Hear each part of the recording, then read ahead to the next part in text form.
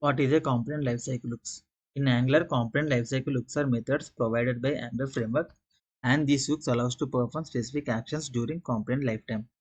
So below are different types of component lifecycle hooks. ng on init. So this method is called after the class constructor.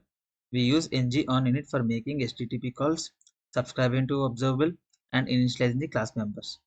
So it is called only once in the life cycle when the component is initialized. So I will show example for ng on init.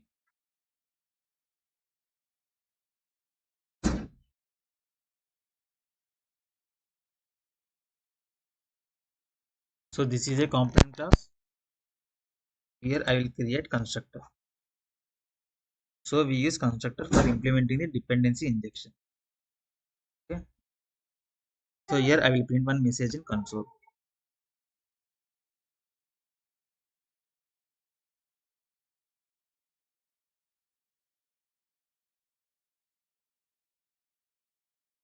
And then I will create ng on init method. For that we have to import on init interface, and then we have to implement on init interface, and then we have to implement ng on init method, and then we will print one message in console.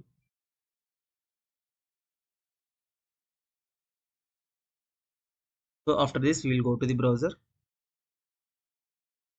See here, first constructor is getting called, and then ng on init method is getting called. Okay, we use ng on init for making HTTP calls, subscribing to observables, and initializing the class fields. So this is all about ng on init. And next we have ng on destroy. This will be called when the component is removed from the DOM. So it is used for cleanup tasks such as unsubscribing from observable. So now I will show example for ng on init. So here first we will implement ng on destroy method. So for that we have to import on destroy interface, and then we have to implement on destroy.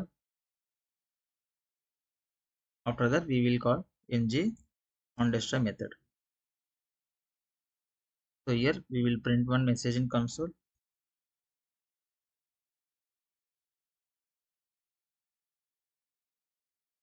When we go to the browser, we see here constructor is getting called and ng on init method is getting called, but ng on destroy is not getting called. That is because we did not remove any component from the DOM. So now we will remove this child component from the DOM when we click on a button. So for that we will create one property. So this is a parent class. Here I will create one boolean property.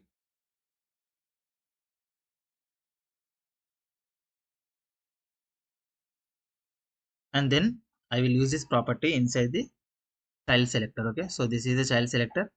I will use that property here. So here I will create one button. So when we click on the button, this child component should be visible or hidden based on the is hidden property. Okay, so for that we will create one function.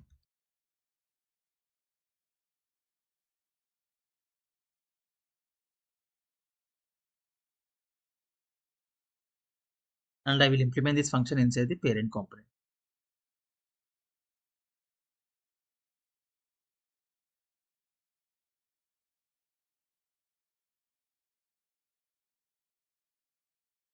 Okay, after these changes we will go to the browser. Initially constructor is getting called and ng on init method is getting called. Okay, now we will click on the button. The child component is removed from the DOM and ng on destroy is getting called. Now I will click on the button once again. We are adding back the component and ng on destroy is not getting called. I will click on it once again. Here ng on destroy is getting called. Okay, so this is all about ng on destroy. And next ng on changes. It is called when one or more data bound input property changes. It receives a simple changes object as a parameter which holds the current value and the previous value. So I will show example for ng on changes. So here I will create ng on changes method. For that you have to import on changes, and then we have to implement on changes. After that we will create ng on changes method. Here we are receiving simple changes object as a parameter which holds the current value and the previous value. And now we will print one message in console.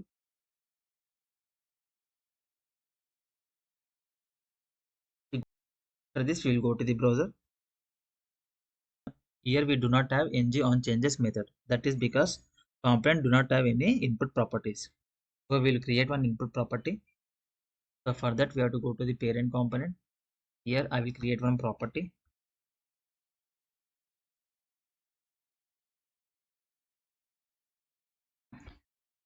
And I will pass this property to the child component.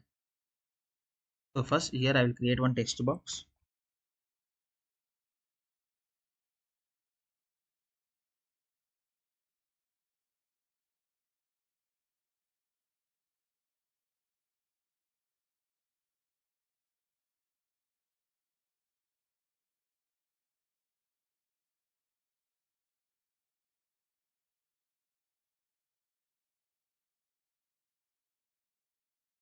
And then I will pass this property to the child component.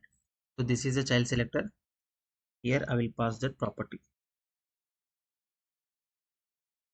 I will create this property inside the child component using @input decorator. So for that we have to import input, and then we will create one variable that should be decorated with @input decorator.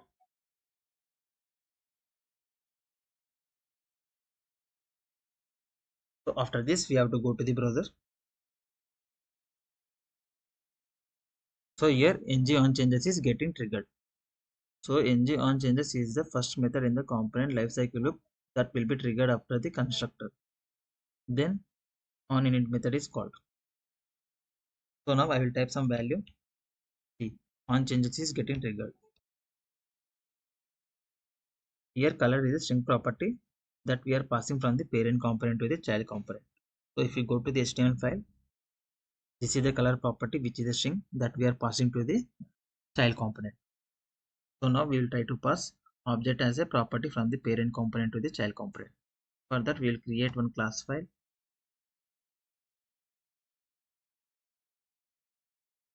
Here I will create one class,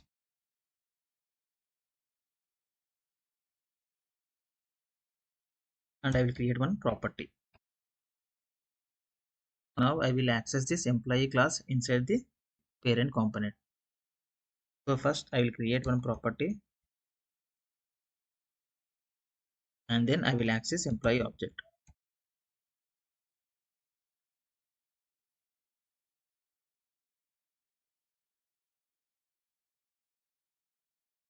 And then we will create one method.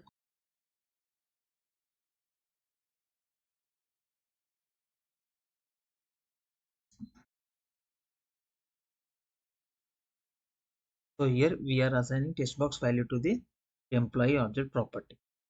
Okay, so I will create one text box.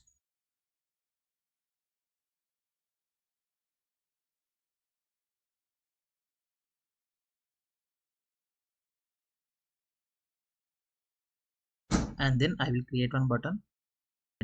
When we click on this button, add employee method will be called.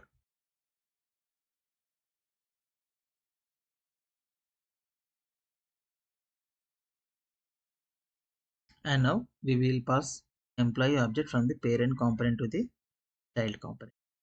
So this is the child selector. I will pass employee object. And now I will create this employee property inside the child component.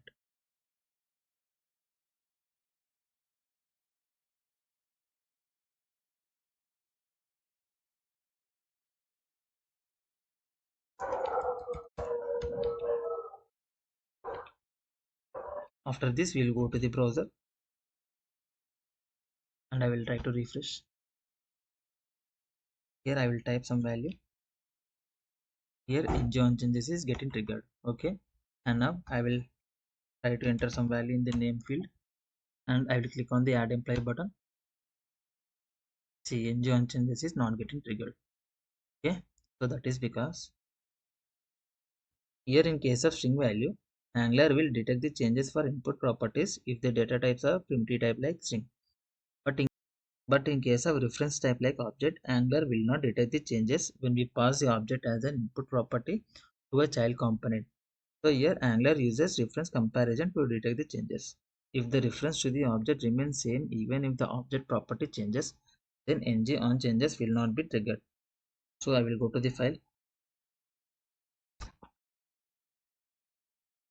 Here when we are clicking on the add employee button, add employee function is getting executed. So this is the function. So here we are changing the employee object property. So even though we are changing the employee object property, ng on changes method is not getting triggered. That is because here Angler is checking the reference equality comparison, and here in this case we are having only one reference. So Angler is treating it as the same reference. So that is the reason ng on changes is not getting triggered when we click on the add employee button. So now if you want to trigger ng on changes method, then here we have to create a different reference. So I will create a new reference.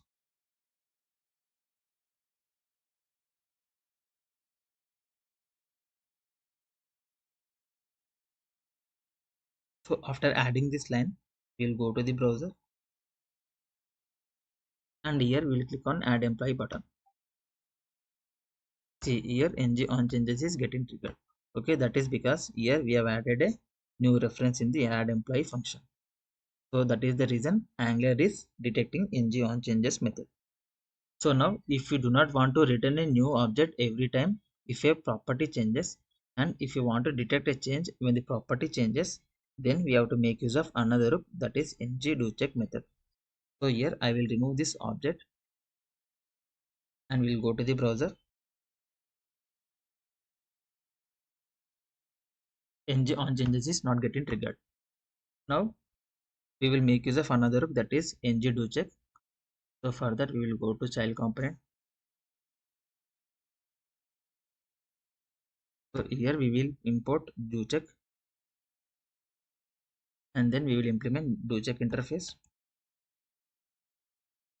Here we will create ng do check method, and I will print one message in console.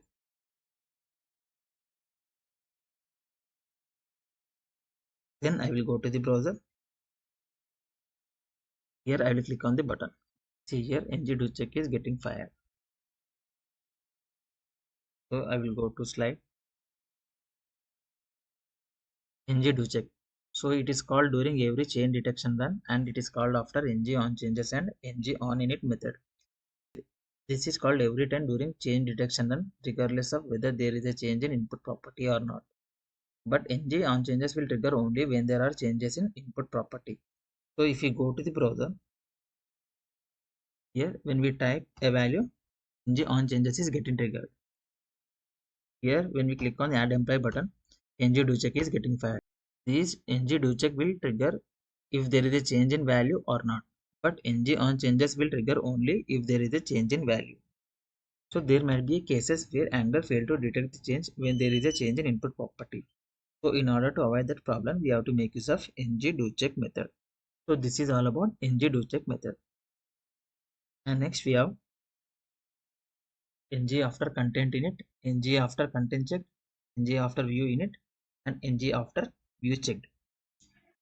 So below four are related to content versus view. So here content refers to a external content or HTML elements which are injected in the child components using content projection, whereas view refers to a template of a component. So first I will explain about ng after content init. It is called after the content projection has been initialized. This content projection is accessed in the child component using content child. We cannot access the content child variable in another hooks because at this point content is not initialized. That is why ng after content init is used, because in this method we can access content child variables. So I will show the example for this ng after content init. So for that we have to go to the parent component, and this is the child selector. So inside this child selector I will create one HTML element. So this is the paragraph.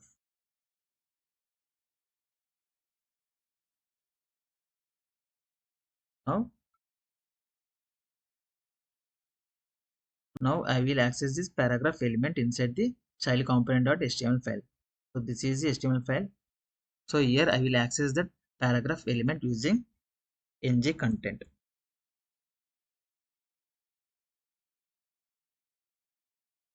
So this is nothing but a content projection.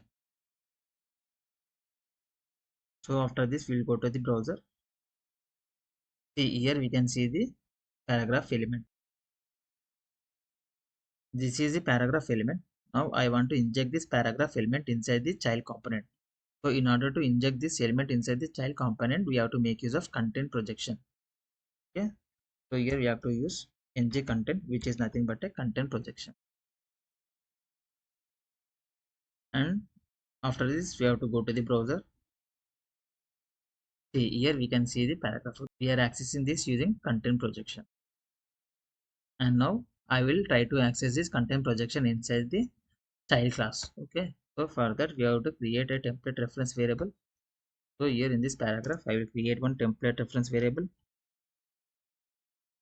And then after I will try to access this element inside the child class. So for that we have to import content child, and then we have to declare one variable that should be decorated with @content child. So inside this we have to pass a selector. This selector should match with the template reference variable. Okay, and then we will declare a variable. So here type of the variable will be a element ref. That is because we are referring to a element. So here I will use element ref. Okay. So I will import that element ref first, and then I will use this. I will use this element ref.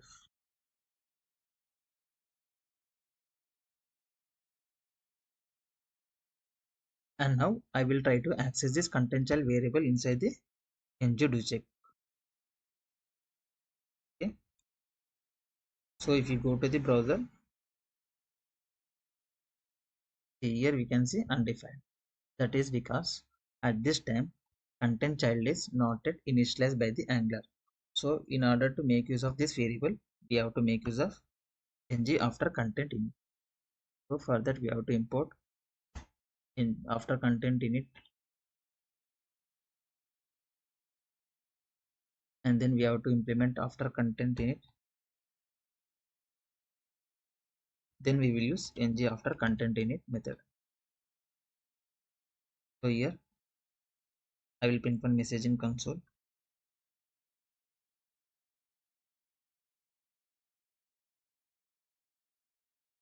And then we will go to the browser. Here I can able to access the element ref. And now I want to change the color of this paragraph. So we can implement this logic inside this ng after content init.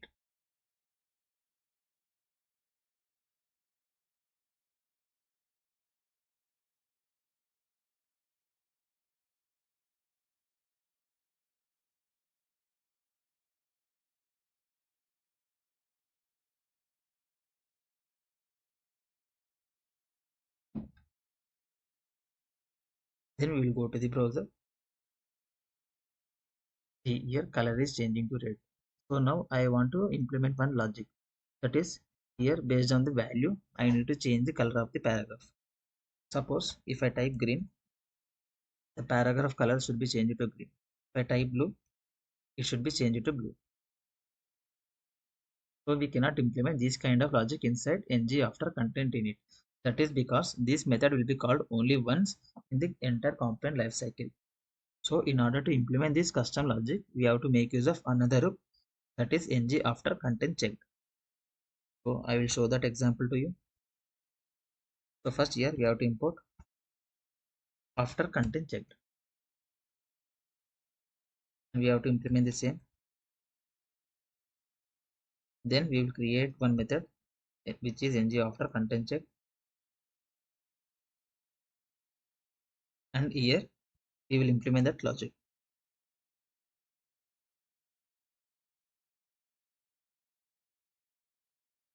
So I will remove this one.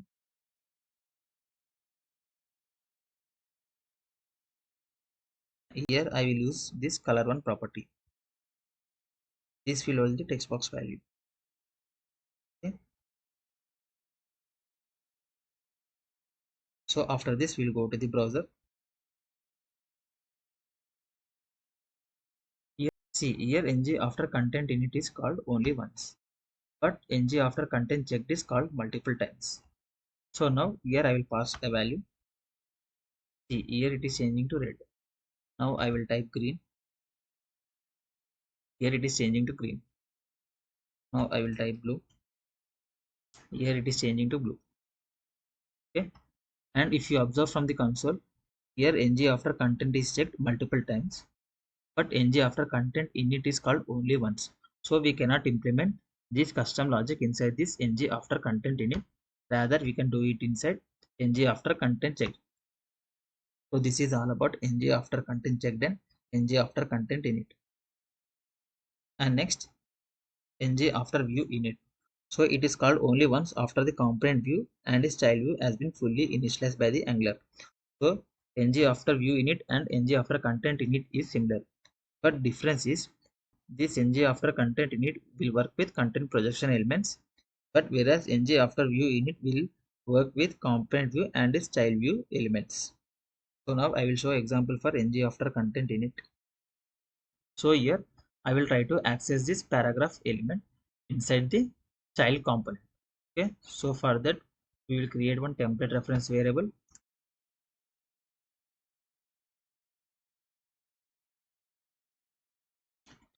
and then we will import view child. Okay, so with the help of this view child only we can able to access that element. And after this we will declare one variable that should be decorated with that view child decorator.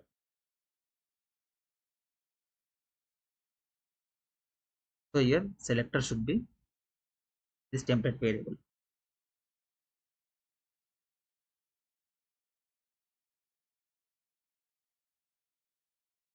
and its type of the variable will be a element ref since it is pointing to a element. So now in order to access this variable we have to make use of ng after view init. So first we will import after view init, and then we will implement after view init, and then we will implement ng after view init.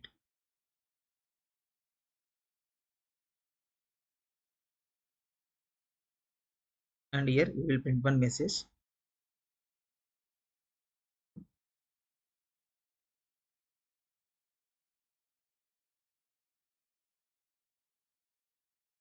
Then we will go to the browser. See here ng after view init is called. Okay, so it is called only once. Now I will change the color of this paragraph to red. So we will implement the same logic.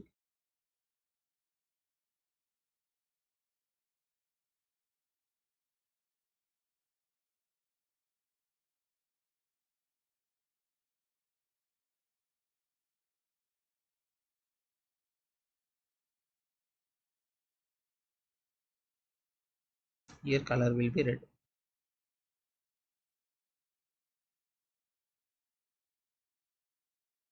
After this we will go to the browser. See here color is changing to red. So now I want to change this color based on the property value. So we cannot handle this logic inside ng after view init. So in order to handle this logic, we have to make use of another loop, which is ng after view check. So I will show that example. Here we have to import that after view check,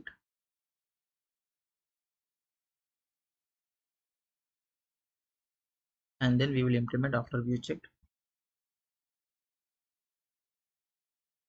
and then we will implement ng view check method. And next we will use the same logic which we have used inside ng after content checked.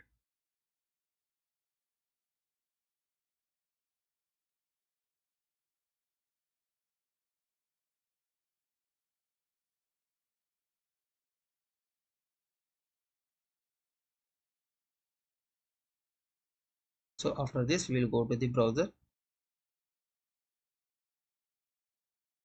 Now I will type red. It is changing to red. I will type blue. It change to blue. Now I will type green. It is changing to green. Okay. And if you observe in the console, ng after view checked is getting called multiple times, but whereas ng after view init is called only once. So we cannot handle this kind of custom logic inside this ng after view init. Rather we can do it in ng after view checked. So this is all about ng after view checked and ng after view init.